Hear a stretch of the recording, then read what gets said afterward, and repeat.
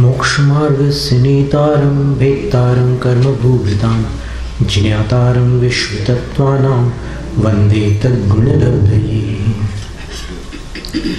परमार्थ आप्त आगम और तपोधनों को नमस्कार। दीक्षा शिक्षा गुरु आचार्य विद्यासागर महाराज को नमस्ते।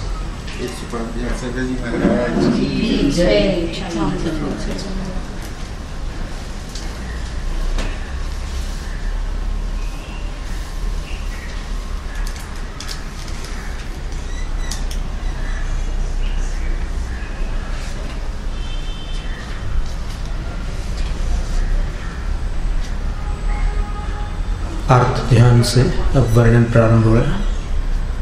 4 प्रकार के ध्यानों में पूर्वे संसार हेतु, परे मोक्ष हेतु। तो आर्तम मनोज्ञस्य संप्रयोगे तद विप्रयोगाय स्मृति समन्वाहारः।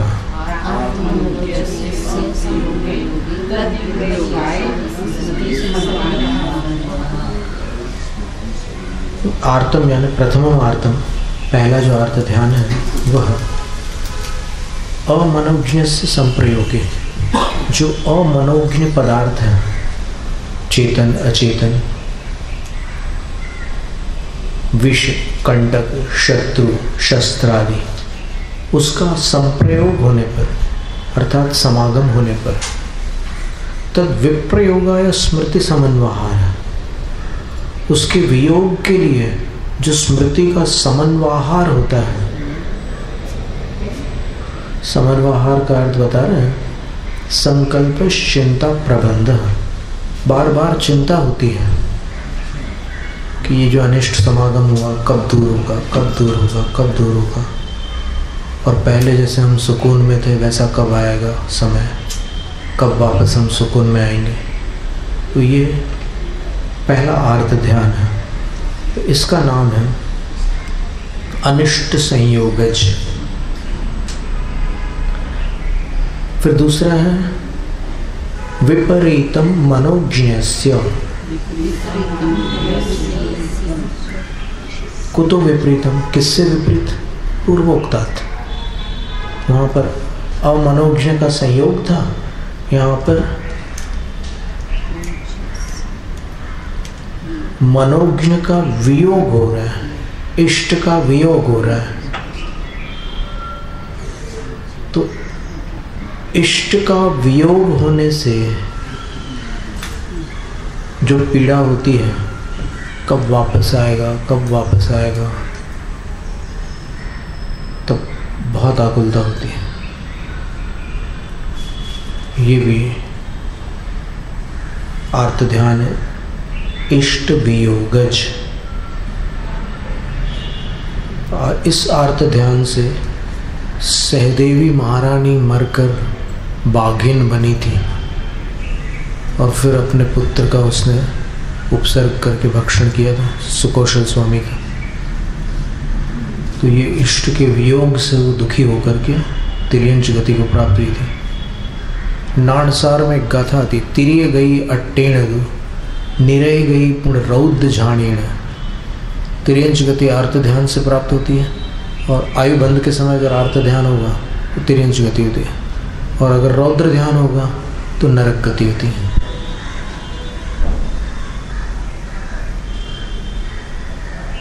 तृतीयस्य विकल्पस्य लक्षण प्रतिपादनार्थमाह। अब जो तीसरा भेद है आर्त ध्यान का, उसके लक्षण का प्रतिपादन करने के लिए कहते हैं वेदनायाश्च।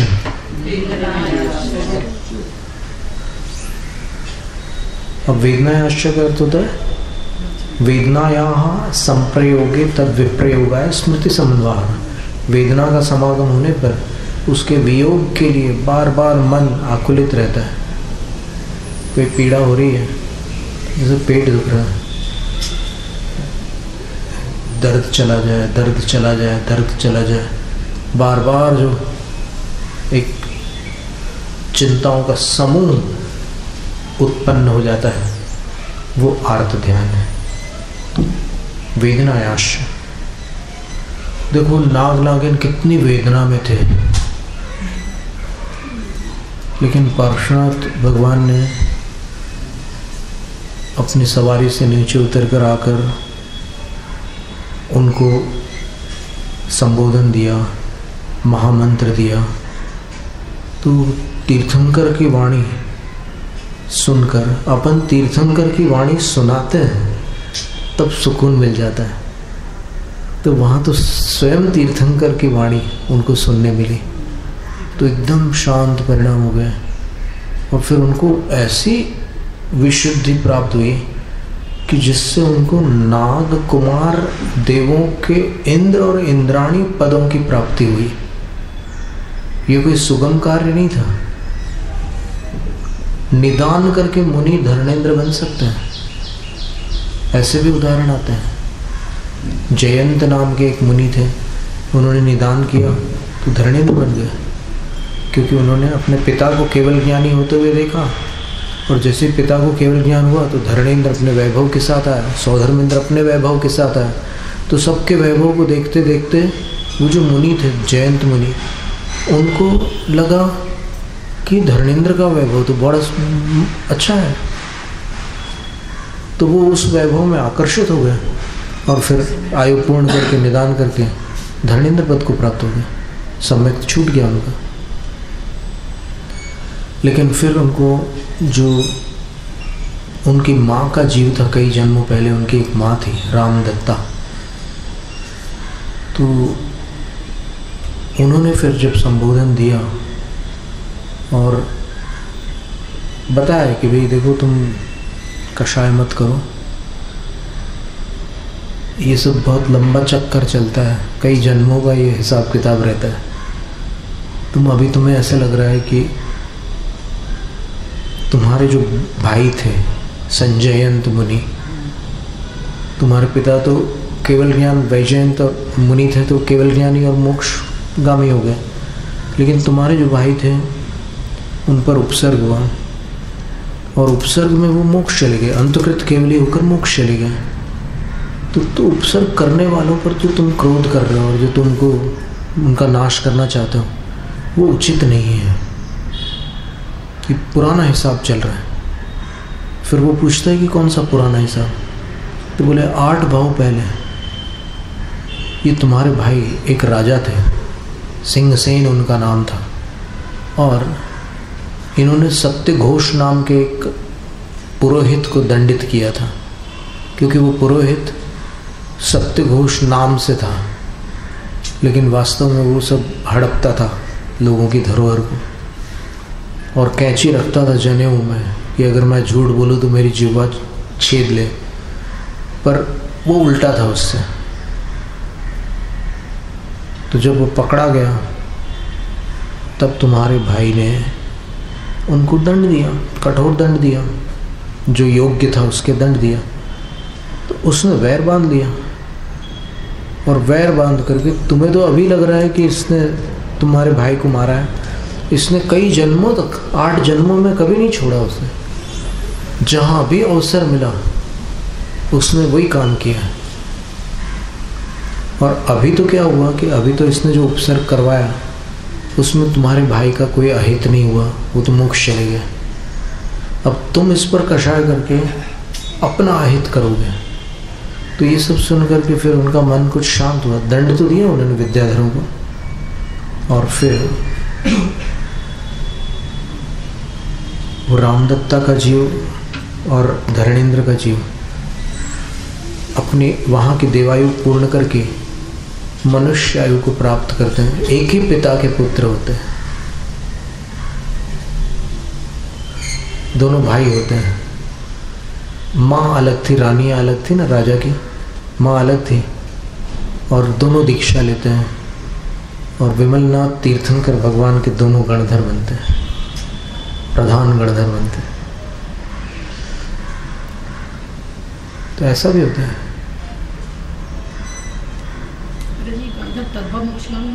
बिल्कुल।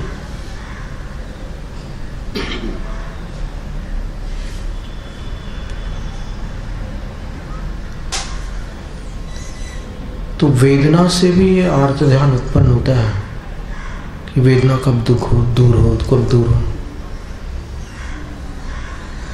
वेदना का अर्थ सुख भी होता है और दुख भी होता है, क्योंकि वेदनीय कर्म के दोनों भेद है ना, साता और असाता। लेकिन यहाँ पर आर्त ध्यान का प्रकरण होने से दुख वेदना को ग्रहण करना है। तो वात आदि विकारों से जनित वेदना होती है शरीर में, तो उससे जो पीड़ा उत्पन्न होती है, उस पीड़ा के निवारण के लिए जो बार बार मन चिंतित रहता है, वो तीसरा आर्त ध्यान है। रोग प्रकोपज, अनिष्ट संयोगज, इष्ट वियोगज, रोग प्रकोपज। तो ये वात पित्त आदि लिखा ना इसमें, तो उससे जो शरीर में तकलीफ होती है रोगों से, उसके निवारण की जो इच्छा होती है, बार बार चिंता करते हैं अपन, तो वो तीसरा अर्थ ध्यान।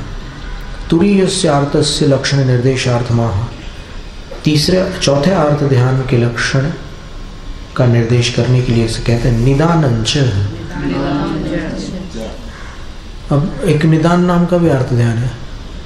ये अभी भोग नहीं है, आपके पास सुख सामग्री नहीं है, सुविधाएं नहीं है, लेकिन आप आगामी काल में उनकी अपेक्षा रखते हैं। आपको लगता है कि कुछ समय बाद मुझे भी ये सब सुख प्राप्त हो जाए।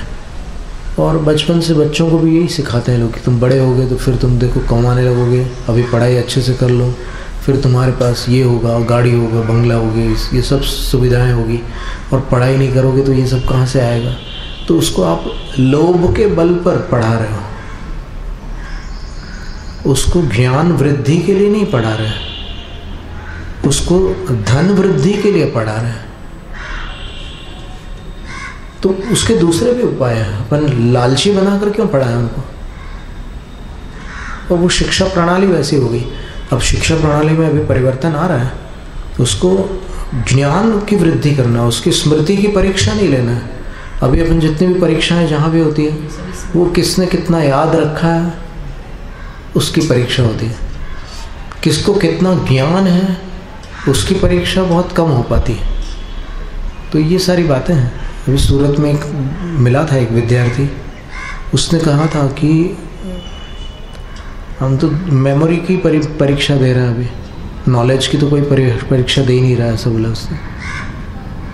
तो ज्ञान की परीक्षा हो, ठीक है, वो तो वहाँ पर गुरुकुल पद्धति में गुरु महाराज बहुत अच्छे से शिक्षित करते थे सबको।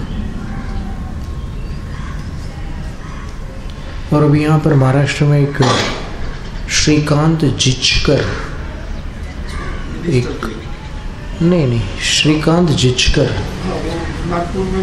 नागपुर में थे। हाँ, वो तो एक्सीडेंट में कुछ हो गया था। तो उन्होंने एक विद्या संस्थान, उनके पास 40 डिग्री थी, Guinness book of world record में उनका नाम था। किसी के पास इतनी डिग्री नहीं है पूरी अभी आज वर्तमान युग में। तो उन्होंने एक शिक्षण संस्थान ऐसा रखा कि जिसमें वो उसका डेट टाइम प्लेस डालते थे, विद्यार्थी जो भी एडमिशन लेना चाहते थे। और उस काल में जब उसका जन्म हुआ है, तो उस काल में अगर कोई विद्या योग बन रहा है तो उसको एडमिशन देते थे, नहीं बन रहा है तो फिर कोई मतलब नहीं। और उसका कहना था कि 30 साल की उम्र तक अगर कोई व्यसन मुक्त रहकर विद्या प्राप्त करे तो वो किसी भी ऊंचाई तक जा सकता है, ये उसका वाक्य था। खैर चले गए वो। बिल्कुल सादा सा क्लिनिक था, एक छोटा टेबल डाल के धर्म पेट में, उसी टाइम वो 20-25 डिग्रियाँ हो गई थी। 26 साल मैं तो देखा था मेरे दफ्तर के पास हो गया। अच्छा, 26 साल की उम्र में इतने ही थे, 25-26 साल का, जब उनके पास ही 15-20 डिग्री हो गई।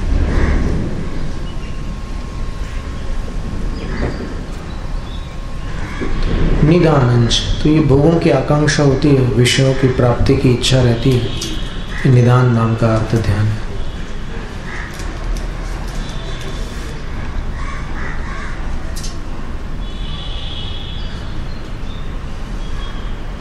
अर्थ ध्यान किसको होता है? तो आचार्य उत्तर देते हैं, तदविरत देश विरत प्रमत्त संयतानाम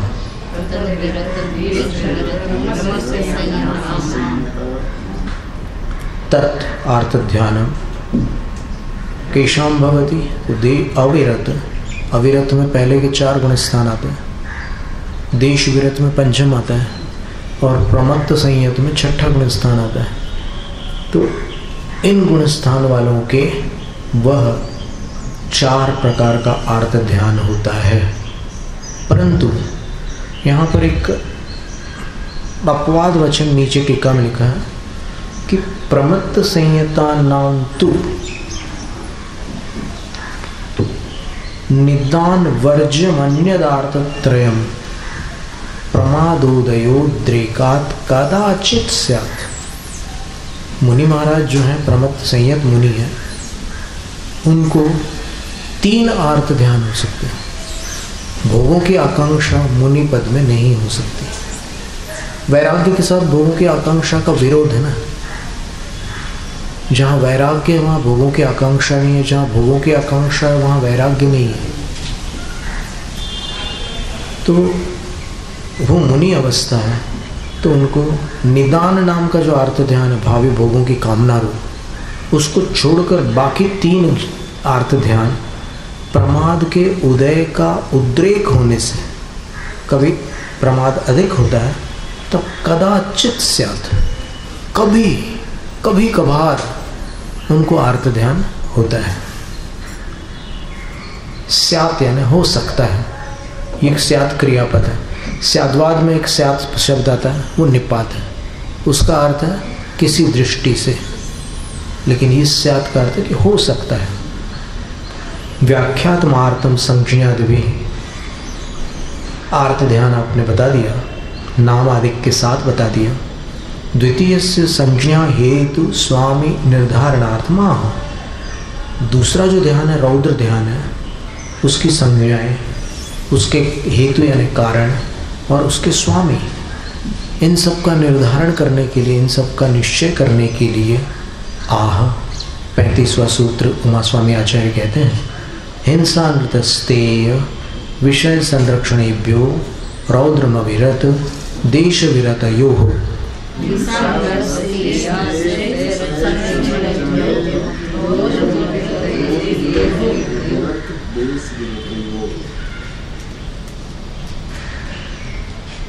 हिंसा से, ये भ्यो जो है पंचमी का बहुवचन है। हिंसा से, अनृत यानी झूठ से, स्थेय यानी चोरी से, और चौथा विषय संरक्षण से रौद्रम, रौद्र ध्यान उत्पन्न होता है। किसको होता है? अविरत देश विरतयो हो। अविरत यानी शुरू के 4 गुण स्थान वाले को, अथवा देश विरत यानी 5म गुण स्थान वाले को होता है।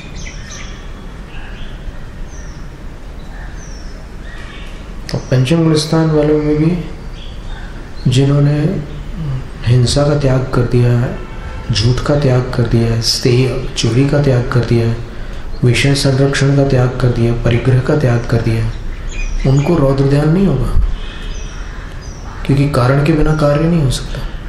और त्याग किसने किया है? तो जिनने दीक्षा ली है उन्होंने।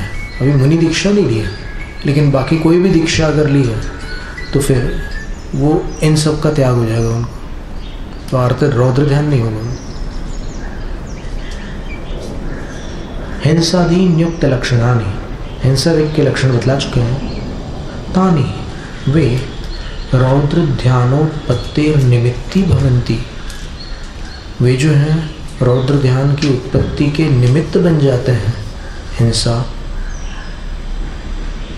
झूठ, चोरी और विषय संरक्षण यानी परिग्रह।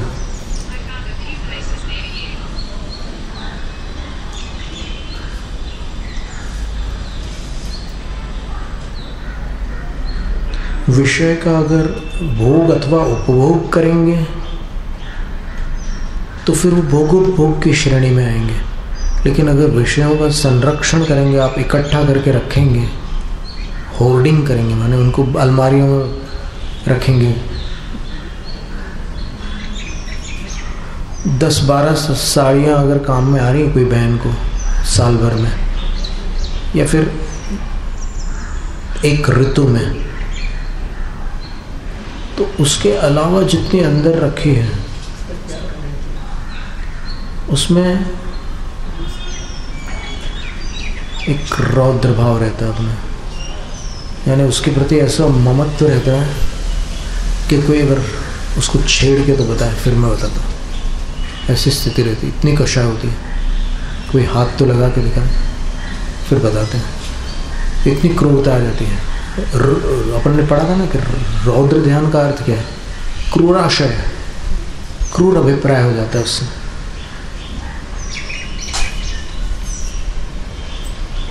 स्मृति समन्वाहार, ये तो वहाँ से चलता ही रहेगा। अभिसंबद्धते, उसका अभिसंबंध जुड़ता जाता है। हिंसा या स्मृति समन्वाहार तद रौद्र ध्यान अविरत देश विरतयोर वेदितव्यम। अविरतस्य भवतु रौद्र ध्यानम देश विरतस्य कथम। शंकाकार ने शंका की कि ये प्रतिमाधारी है, देश विरत है, उसको रौद्र ध्यान कैसे हो सकता है? अभी हमने तो कहा था कि दीक्षा के बाद नहीं होगा, लेकिन बाकी जो प्रतिमा धारण की हुई है जिसने, उसको कैसे हो सकता है रौद्र ध्यान? ये शंकाकार की शंका है। तो आचार्य उत्तर देते हैं कि तस्यापि हिंसाद्यावेशात् वित्तादि संरक्षण तंत्रत्वाच्च कदाचित भवितुमर्हति। कभी उसके भी, जैसे भरत चक्रवर्ती को आ गया था ना आवेश बाहुबली के प्रति, वो देश विरत थे, वो अणुव्रती थे। तो यहाँ कह रहे हैं कि कभी ऐसे हिंसा आदि का आवेश आ सकता है देश विरत को, महाव्रती नहीं है ना, तो अणुव्रती होने के कारण उसको कभी ऐसा आवेश आ सकता है। और वित्तादि संरक्षण तंत्रत्वाच्च, और वो धन आदि के संरक्षण तो उसके अधीन रहता ही है, और वो उस संरक्षण के अधीन हो जाता है। अपन परिग्रह को अपने अधीन करेंगे तो परिग्रह भी अपने को उसके अधीन करता है। तो ऐसी स्थिति में रौद्र ध्यान उत्पन्न हो जाता है। वित्तादि कह रहे हैं ना, तो विषय संरक्षण का अर्थ यहाँ पर वित्तादि है टीका के अनुसार। वित्त का अर्थ क्या होता है? अपने भगवान तो वीतराग है और भक्त वित्तराग है।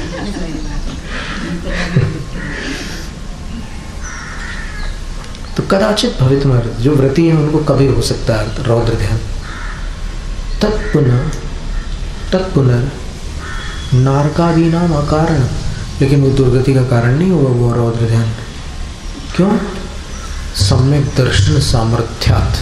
क्या सुंदर बात लिखी कि उसके पास सम्यक दर्शन का सामर्थ्य है, तो उसके प्रभाव से वो रौद्र ध्यान दुर्गति का कारण नहीं बनेगा।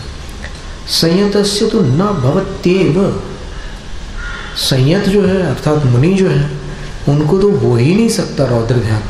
क्यों? तदारंभे संयम प्रच्युते है। जैसे ही रौद्र ध्यान प्रारंभ होगा तो संयम से नीचे आ जाएंगे।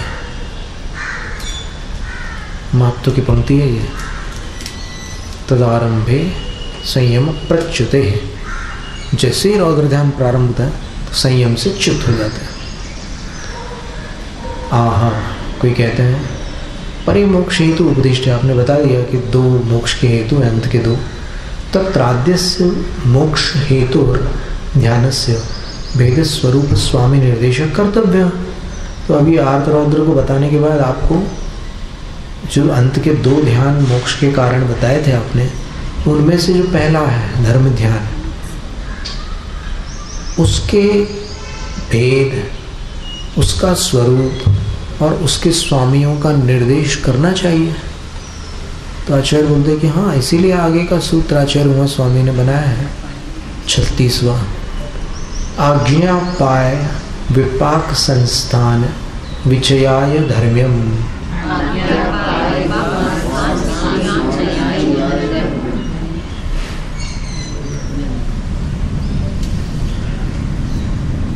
विचयनम विचयो विवेको विचारणेत्यर्थ। विशेष रूप से चयन करना, छांटना, विवेक यानी पृथक करना और उस पर चिंतन करना, पृथक रूप से किसी का चिंतन करना, वो विचय कहलाता है। तो इसके चार भेद हैं। आज्ञा पाय विपाक संस्थानानाम विचय, आज्ञापाय विपाक संस्थान विचयः,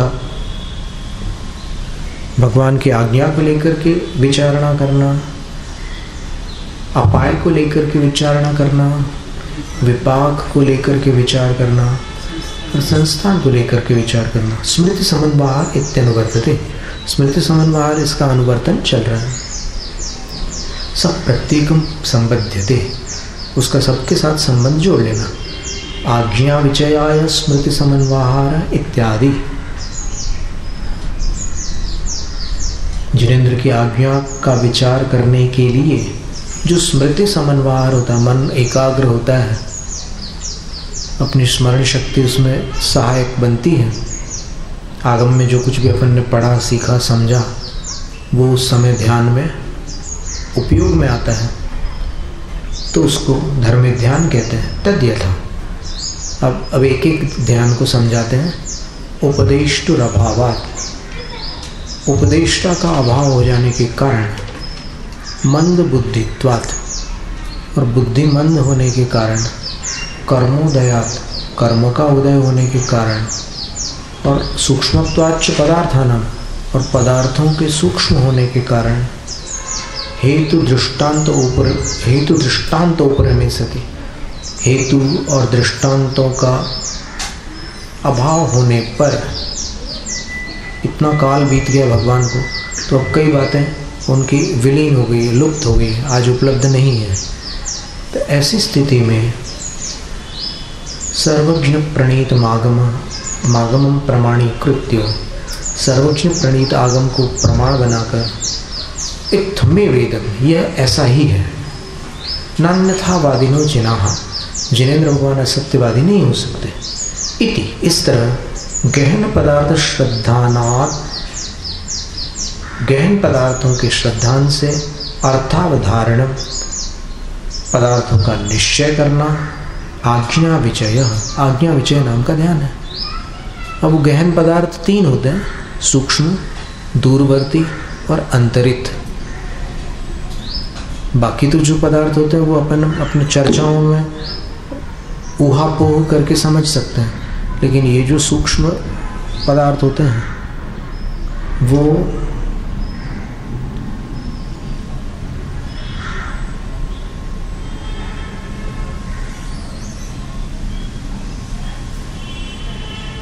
गहन पदार्थ तीन प्रकार के होते हैं, सूक्ष्म, अंतरित और दूरवर्ती। सूक्ष्म में अणु है, दूरवर्ती में सुमेरु पर्वत, नंदीश्वर द्वीप आदि हैं, और अंतरित में आदिनाथ भगवान है या फिर राम रावण आदि हैं। इतना काल अंतराल पड़ गया उसमें, इतना समय बीत गया कि अभी अलग अलग धारणाएं चल रही है सबकी, एक मत नहीं है, इतना काल बीत गया। तो ऐसे विषयों में जिनेंद्र भगवान की वाणी को प्रमाण मान करके उसको निश्चित कर लेना, आज्ञा विचय ध्यान है। अथवा दूसरा भेद बता रहे हैं, स्वयं विदित पदार्थ तत्वस्य, स्वयं जिसने पदार्थ के स्वरूप को विदित कर रखा है, अर्थात जिसको स्वयं तत्वों का विशद निर्णय हुआ है, सतः परम प्रतिपादयिषु, और दूसरों के लिए वो प्रतिपादन करना चाह रहा है, तो ऐसे किसी तत्ववेत्ता का स्वसिद्धांता विरोधेन, अपने सिद्धांत से विरोध न पड़े इस ढंग से, तत्व समर्थनार्थम, तत्व का समर्थन करने के लिए, तर्क, नय, प्रमाण, योजन पर स्मृति समन्वय, तर्क में स्मृति समन्वय, नयों में स्मृति समन्वय, प्रमाण देने में स्मृति समन्वय, इन सब को जोड़ने में तत्पर जो स्मृति समन्वय है, और सर्वज्ञ आज्ञा प्रकाशनार्थत्वात्, सर्वज्ञ भगवान का जो कथन है उसको प्रकाशित करने के लिए ये जो कुछ भी किया जाता है उसको आज्ञा विचय इति उच्यते, आज्ञा विचय ध्यान कहा जाता है। इसका अर्थ ये हुआ कि किसी की धारणा अगर विपरीत जा रही है तो अपन आगम के माध्यम से यदि उसको सही बात बताते हैं तो वो भी आज्ञा विचय धर्म ध्यान है।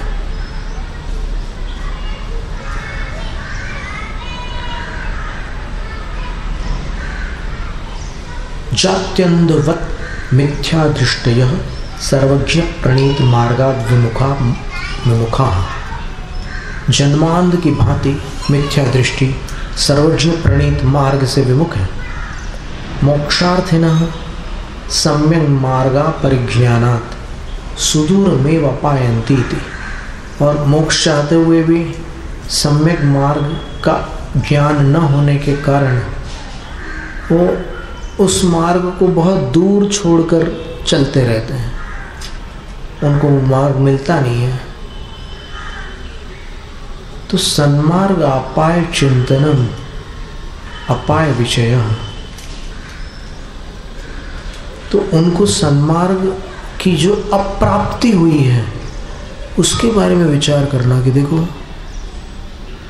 वो मिथ्यात्व के कारण सच्चे मार्ग से कितनी दूर है, इस प्रकार का ध्यान करना ये अपाय विचय ध्यान है। और उससे उनको नुकसान भी हो रहा है, संसार में सब गतियों में और योनियों में भटकना पड़ रहा है उनको। तो ऐसा ध्यान करना अपाय विचय ध्यान है। अपन शांति धारा में इतने सारे पद पढ़ते हैं कि ये तकलीफ़ दूर हो, वो तकलीफ़ दूर हो, सब ये हो, वैसा हो, वैसा हो। तो ऐसा कैसे संभव है?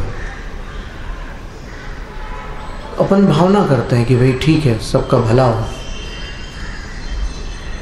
और संभव तभी है जब उनको सच्चे मार्ग की प्राप्ति हो। इतने में तृप्त होने की बात नहीं है कि अपन ने शांति धारा पढ़ी, किसी को फ़ायदा हो गया, ठीक है, अच्छी बात है, लेकिन स्थायी लाभ के लिए सच्चा मार्ग अंगीकार करना पड़ेगा। अथवा दूसरे ढंग से अपाय विचय कैसे करते हैं? एक तो ये हो गया कि जिनके पास मोक्ष का मार्ग नहीं है, जिनको रत्नत्रय अप्राप्त है या अप्राप्य है, उनके ऊपर करुणा भाव से ध्यान लगाना कि देखो कैसे भटक रहे हैं जीव, पंच परिवर्तन कर रहे हैं और मिथ्यात्व के प्रभाव से उनको सच्चा मार्ग नहीं मिल पा रहा है। ये जो करुणा आती है ये एक अपाय विचय हो गया। दूसरा तरीका क्या है? तो बोलते हैं कि अथवा मिथ्या दर्शन ज्ञान चारित्र्येभ्य कथन नाम इमे प्राणिनो अपेयु इति। ये मिथ्या दर्शन, मिथ्या ज्ञान और मिथ्या चारित्र से ये प्राणी कैसे अपेयु, कैसे हटेंगे, कैसे छुटकारा प्राप्त करेंगे? इति स्मृति समन्वहार अपाय विचय। इस प्रकार का अपना ध्यान लगाना, स्मृति समन्वहार करना, इसका नाम भी अपाय विचय। कर्मणाम ज्ञानावरणादि नाम, कर्म जो है वो ज्ञानावरणादि है, उनका द्रव्य क्षेत्र काल भव भाव प्रत्यय फलानुभवनम प्रति प्रणिधानम। द्रव्य के कारण जो फल का अनुभव होता है, क्षेत्र के कारण जो फल का अनुभव होता है। देखो यहाँ पर अपने को जो दुख होता है, अगर इसी अनुभाग का असाता नरकों में उदय आ जाए तो फिर भयंकर रूप से इससे कई गुणित वेदना हो जाएगी। वो क्षेत्र जनित दुख है। फिर काल जनित भी होता है दुख, चौथे काल का दुख, पंचम काल का दुख, छठे काल का दुख। फिर भव संबंधी भी दुख होता है, मनुष्य भव का दुख, तिर्यंच गति का दुख, नरक गति का दुख।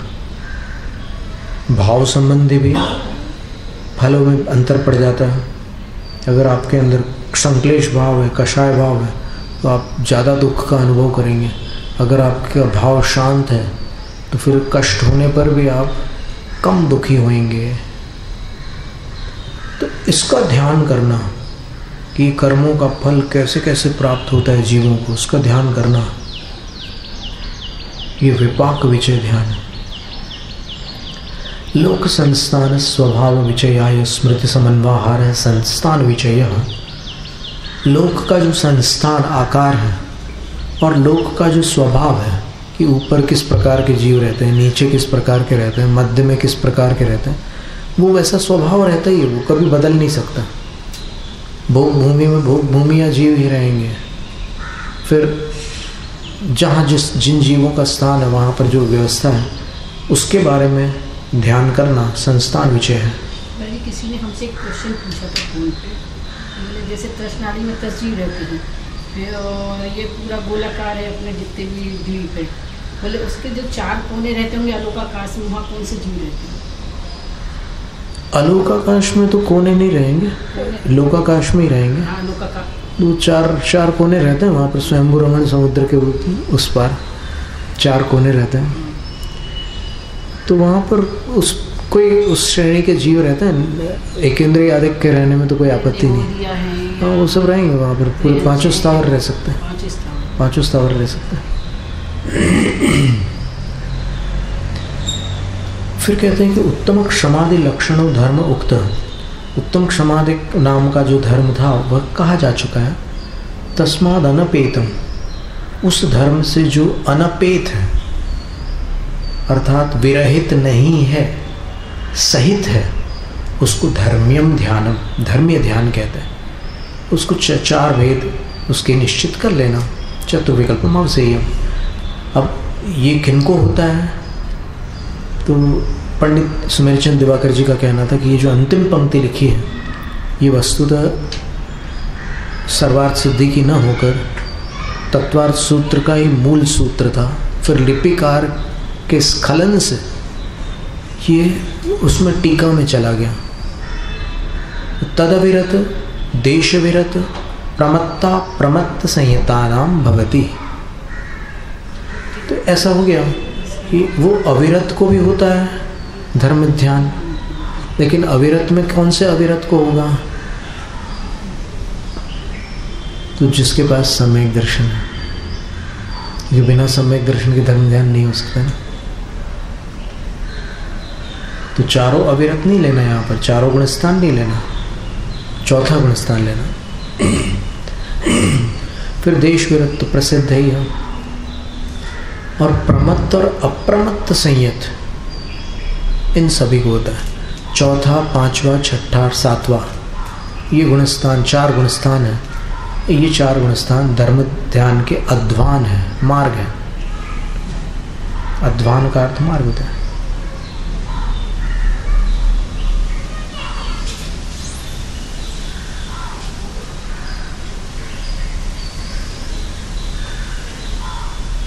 फिर शुक्ल ध्यान के विषय में बतलाते हैं।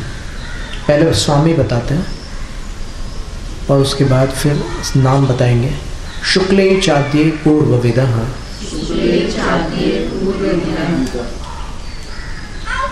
पूर्वविदः यानी जो पूर्वों के वेत्ता हैं, श्रुत केवली हैं, उनको आद्य शुक्ले, प्रारंभ के 2 शुक्ल ध्यान होते हैं, द्विवचन है, और च शब्द से 4 धर्म ध्यान होते हैं।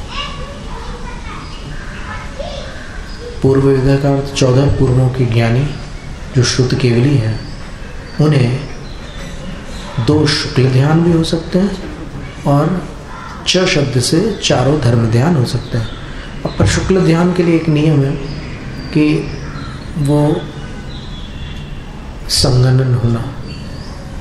पंचम काल के श्रुत केवलियों को नहीं हो सकता शुक्ल ध्यान, भले ही वो पूर्वविद हैं, लेकिन नहीं हो सकता।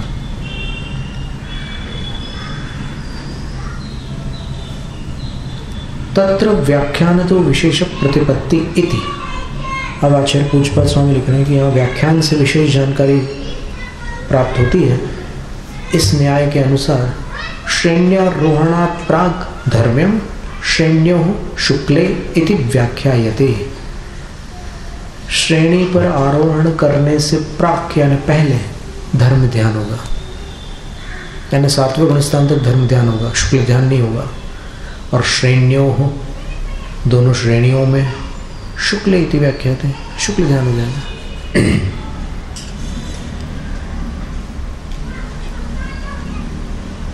अवशिष्टे कस्य भवते इत्यत्र उच्यते। तो आपने तो 2 शुक्ल ध्यान बता दिए, तो बचे हुए 2 शुक्ल ध्यान किनको होते हैं? तो आचार्य उत्तर देते हैं परे केवलिनः। अंत के 2 शुक्ल ध्यान केवली भगवान के होते हैं। तीसरा सहयोग केवली को और चौथा अयोग केवली को। प्रक्षिण्य सकलावरण सकल ज्ञानावरणस्य केवलिनः संयोगस्य आयोगस्य च परे उत्तरे शुक्ल ध्याने भवतः।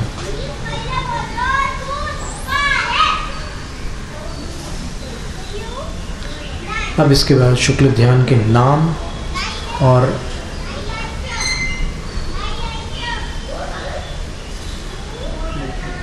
स्वामी की विशेषता बतलाएंगे। स्वामी तो पहले बतला चुके हैं, और फिर उन ध्यानों का वर्णन करेंगे। जैनम जयतु शास्त्र।